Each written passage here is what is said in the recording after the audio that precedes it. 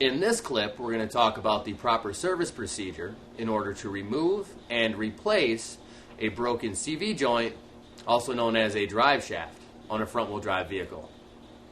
In this step, we're going to talk about the proper service procedure for breaking loose your lug nuts and the constant velocity joint nut located inside here. Okay, what we're going to do is take our four-way and break the lug nuts loose with the vehicle on the ground.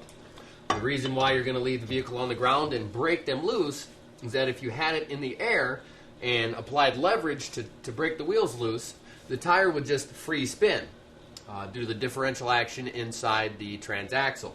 So what we're going to do is let the vehicle hold it still for us and break them loose.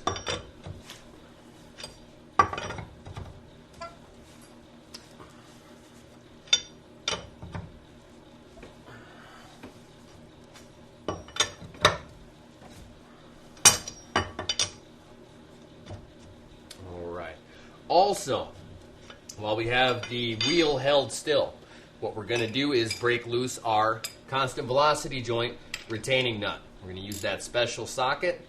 This one happens to be a 32 millimeter. I'm going to slip it on there and use a cheater pipe.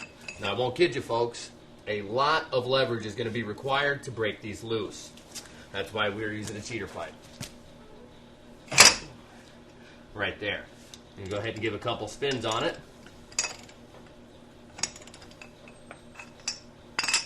And that is the proper service procedure for breaking loose your lug nuts and your constant velocity joint nut.